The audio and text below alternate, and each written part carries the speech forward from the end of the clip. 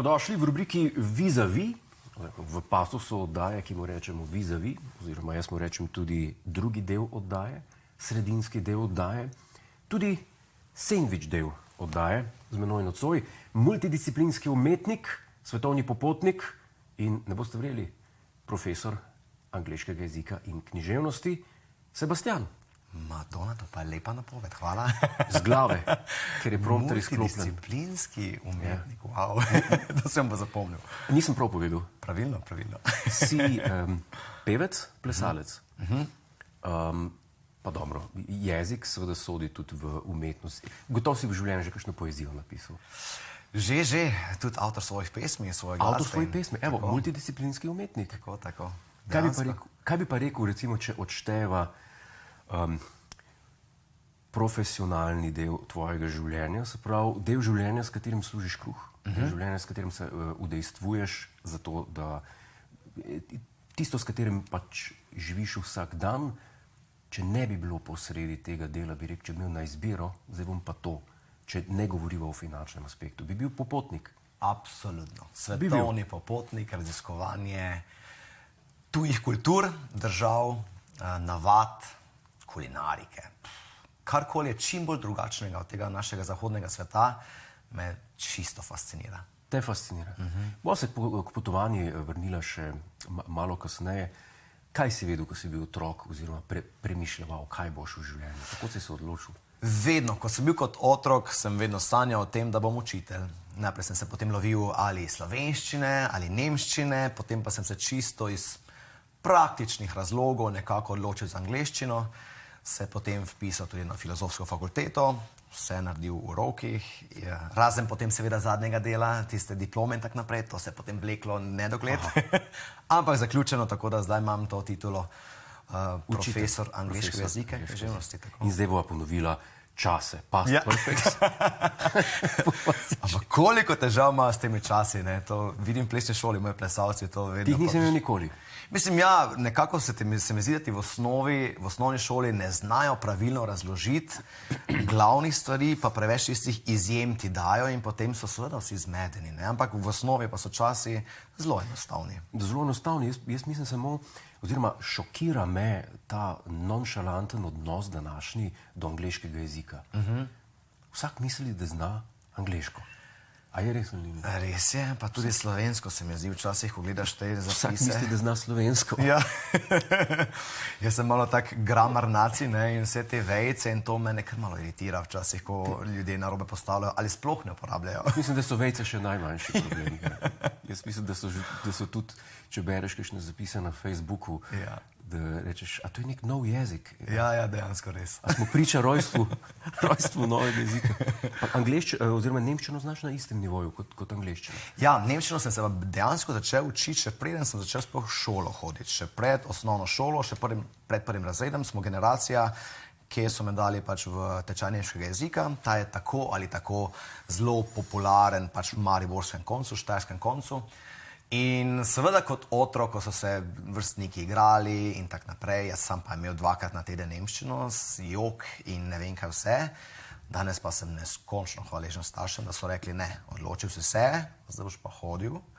Ker dejansko sem danes popolnoma tekoč v govoru nemškega jezika in predavam na nemških kongresih in predavanjih, tako da zelo, zelo hvaležen. Vsem plesalcem vedno rečem mojim, ko se pogovarjamo, ovladate računalnike, ovladate jezike in boste imeli cel svet pred sabo.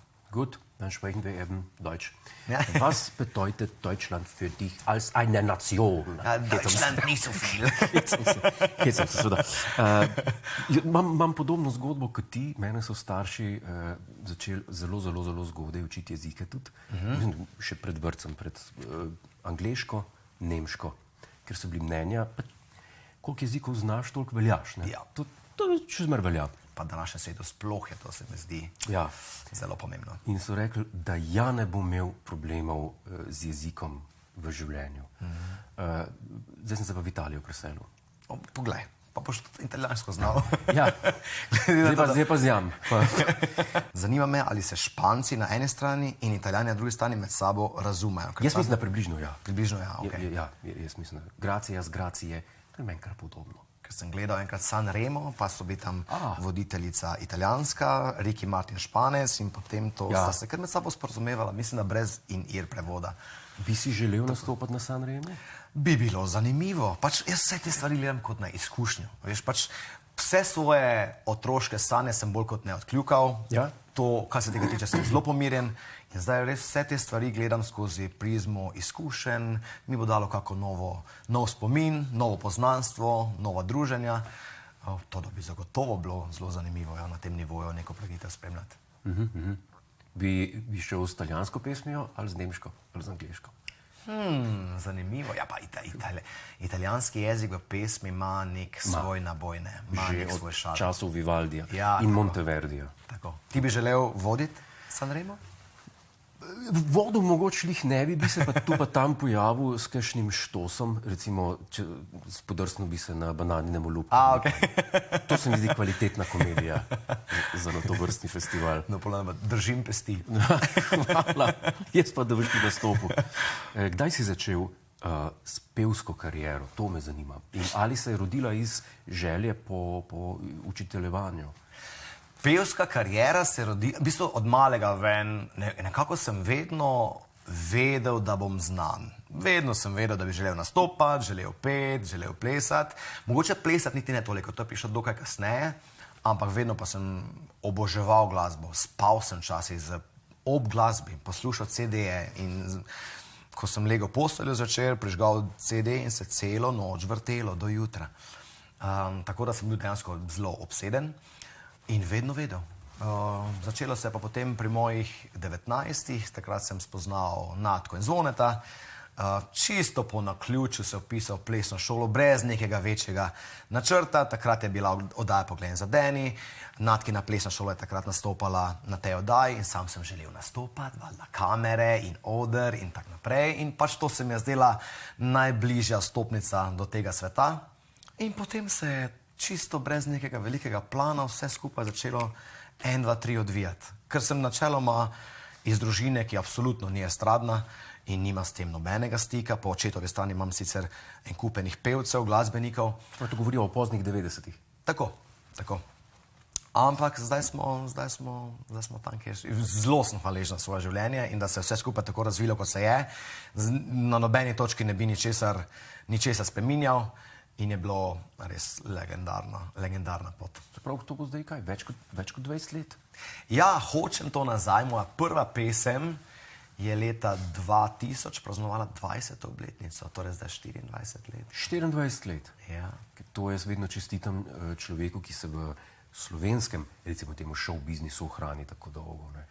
Ja, pač meni je predvsem fascinantno, ker takrat se tega nismo mislili, seveda, ko smo pesem posneli, da bo ta pesem tako preskočila generacije in da bo še danes otroci v plesni šoli, recimo, ki takrat še niti rojeni niso bili, prišli in rekli, plesali bi na tvoje pesmi, ker sam sem tak, da v bistvu prej ne izberem svoje pesmi, kot pa jo izberem, ampak oni so tisti, ki jo želijo in je kar zanimivo potem te pesmi danes pet, še z vedno istim čustvenim nabojem in isto strastjo kot takrat, nič se ne naveličaš, ker dejansko, ko publika stoji pred tabo, je to neka posebna energija, no. Zelo obožujem te stvari. Misliš, da bi mogel danes vložiti drugačne napore v svojo kariero, pevsko, glede na to, v kakšnem času živimo, času YouTuba? Danes, koliko gledov imaš? Glasba, toliko veljaš. Ja, glasba danes funkcionira popolnoma drugače. In to smo mi, pač stara šola na nek način, prvi, ki smo pač priča temu. Tudi zdaj sem se nekaj dni nazaj pogovarjal z mojo prvo PR-ovko, Jurko, ki je zdaj nazaj v PR-ovskih vodah. Ona je bila tista, ki me takrat, leta, ne vem koliko, 2000, prva obvestila, Sebastian, tvoj album je na prvem mestu prodaje v Sloveniji. In sva se ravno o tem pogovarjala, da je današnja glasba, današnji glasbeni svet, kako funkcionira, kako se dela, kako se objavlja zadeve, popolnoma drugačen. Zanimivo je opazovati, predvsem imaš danes precej več medijev, precej več imaš stvari v svojih rokah, kar včasih je bilo bolj kot ne naveza z tiskanimi mediji in z TV medijem. Danes si pač z raznimi socialnimi omrežji in YouTubeom tak naprej veliko bolj sam svoj šef pod narekovaje. Če si glasbenik, se mi zdi, da se moraš kregati z drugim glasbenikom. Ja. Pa morata spote snimati. S kom bi se ti danes kregel, če bi snimil YouTube video? Jaz sem pa tako zelo nekonfliktna oseba, Madonna. Če se pa z mano skregaš, si pa šel preko vseh meja.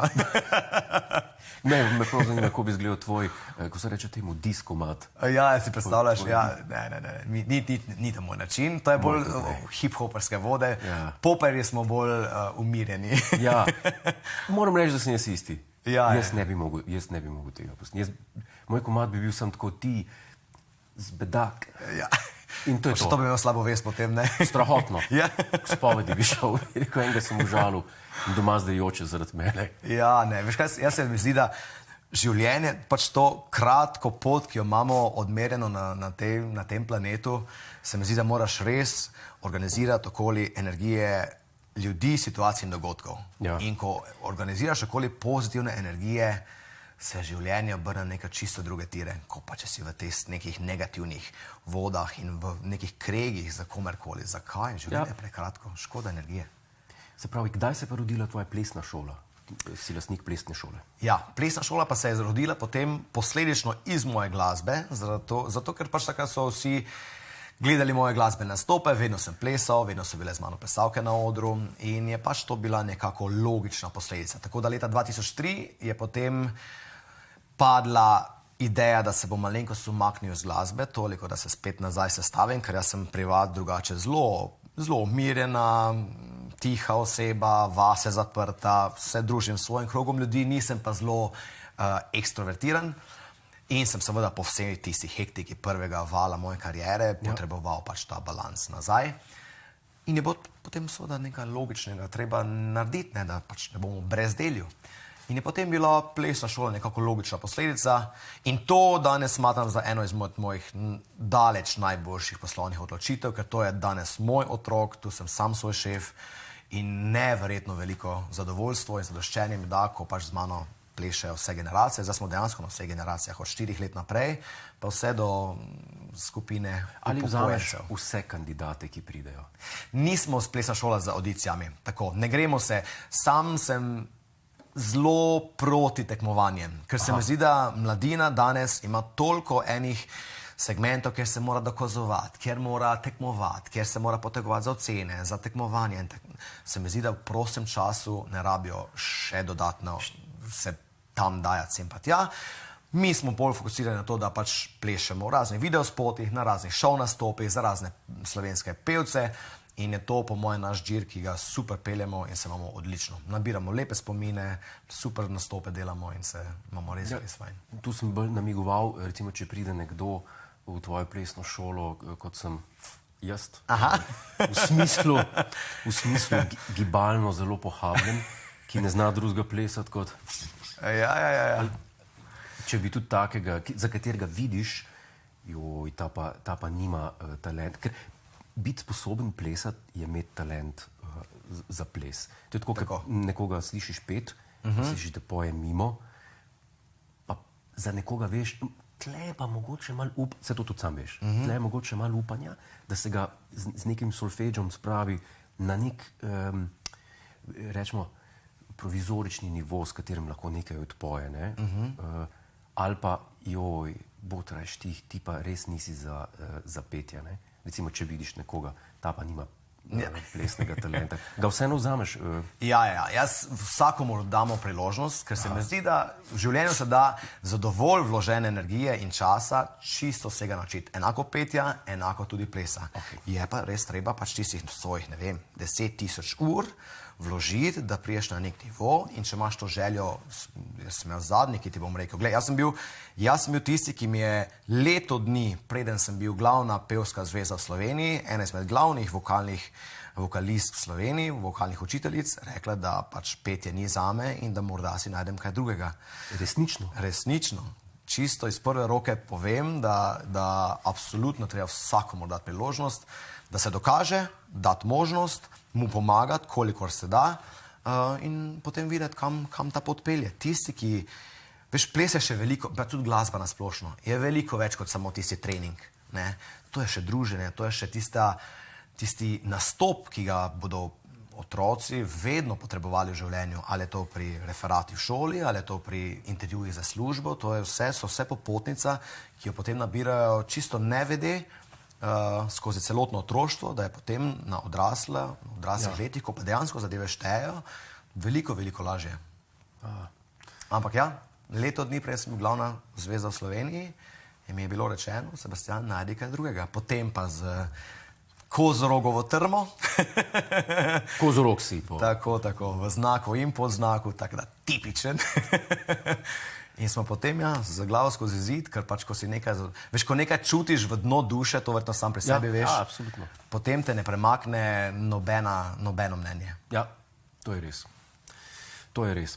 Deva zdaj malo o potovanjih, to me najbolj zanima. Ti si svetovni popotnik, ne bom pozabil, si bil na Milijonarju, mislim, da prvič od dvakrat in sva se pogovarjala, na začetku sva krmljala, preden sva začela kviz, in sva se pogovarjala o potovanjih in mi je bilo logično, človek rad potuje, rad vidi svet, rad se, kot si že sam dejal, kulinarika, ljudje itd.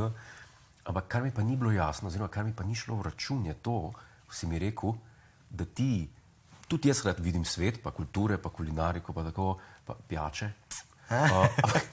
Ampak kar mi ni bilo jasno je to, da si rekel, da ti uživaš ne samo, ko prideš na cilj, tako kot jaz, ampak tudi v potovanju samem, v letališčih, v čakalnicah.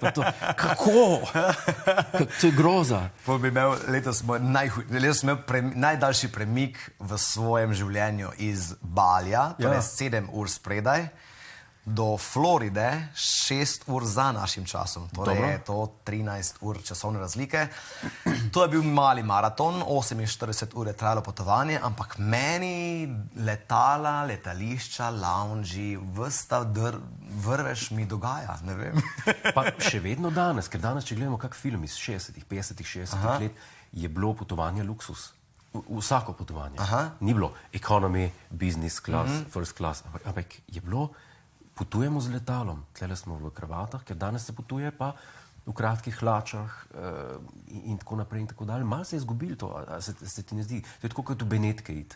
Včasih je bil to La Dolce Vita, je Italija, bi rekel, vintage vzdušje in tako naprej, lepa glasba. Danes je to, bi rekel, turizem na nivoju Las Vegasa. Pa ne da manj kaj proti Las Vegasu, mi je bilo všeč tam.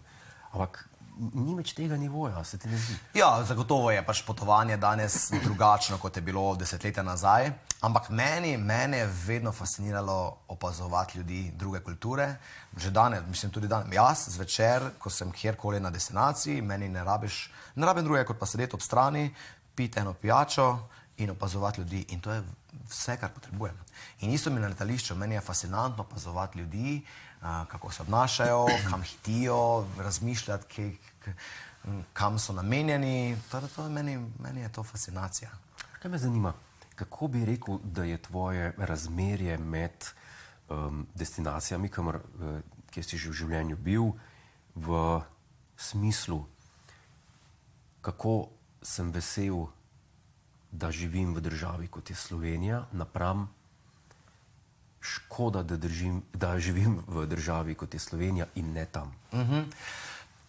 Jaz sicer vedno pravim, da bi bilo super za ljudi, da bi več potovali. Ne samo na Hrvaško poletje za 2 tedna, ampak tudi kam ven, da pač dobijo malo primerjave, kaj pomeni biti v Sloveniji.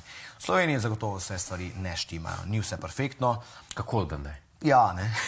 Ampak, ko daš pa potem na primerjavo z raznimi drugimi, ali je to Bali, ali je to tudi Amerika, ki je obljubljena dežela, ampak ti povem, da živimo na enem izjemnem koncu zemlje, kjer je za vse poskrbljeno, ampak nam se zdi, da v našem tem mikrokozmosu stvari ne štimajo in da je to katastrofa. V bistvu pa ta hip nekje ne toliko daleč od nas, nekomu letijo bombe na glavo, ampak nimamo te perspektive, ker je pač to nekako tako odmaknjeno od nas, da to sploh ne obstaja. Ampak ko vidiš ti v Ameriki, v obljubljeni državi, ko tam, ne vem, brezdomci potiskajo tiste vozičke pred sabo, si misliš, tega v Sloveniji nimamo. Imamo nekaj brezdomcev, ampak vseeno nekako poskrbimo zanje in tega ne vidiš tako v obrazih. Ja, pri nas v parlamentu vsi. Ja, tako. O tem bi tudi lahko kaj še povedala. Tako je. Kaj je bilo pa, kar te iz tvojih potovanj najbolj šokiralo, da bi rekel, to me je pa najbolj prizadelo, življenje pa res ni fair? Ja, pač to je po moje predvsem, ko sem bil v Gani in ko vidiš to izjemno revščino. Ko vidiš, v kakšnih razmerah ljudje v 21. stoletju še vedno živijo. V času, ko je v obtoku največ denarja v zgodovini, ko je v obtoku največ hrane v zgodovini, da ljudje še vedno životarijo, da živijo od 100 evrov mesečne plače, da živijo v enih blatnih kolibah, to je pač ne moreš si predstavljati, da je nekdo tako pozabljen od sveta.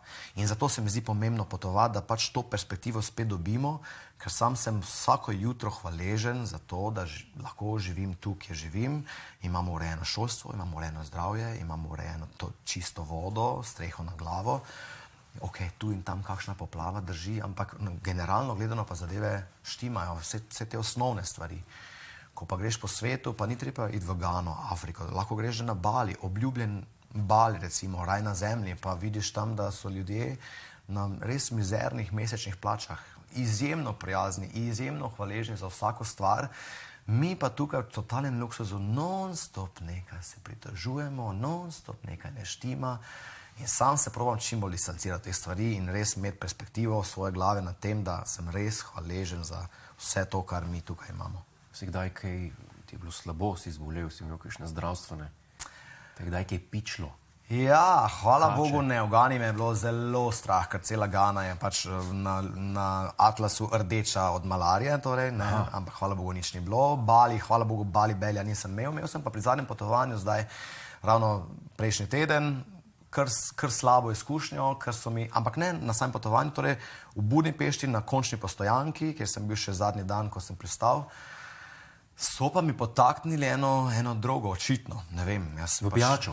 Ja, mislim, da bo mogla biti hrana. V hrani? V hrani. Kakšen je bil razplet?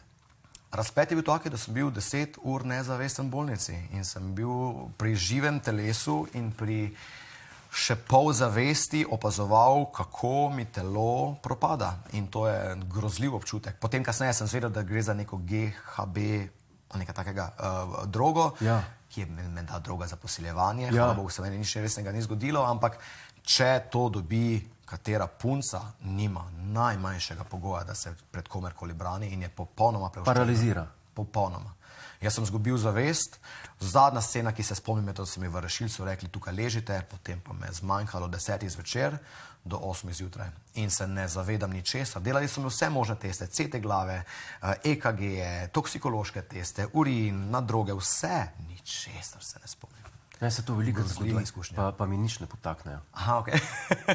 Jaz sem ravno kar iz potovanja. Jaz poleti imam popolni detoks telesa. Sem na popolni plant-based hrani, jem enkrat na dan samo, pač delam 24-urne poste, tada telo je absolutno popolnoma razstrupeno vsega.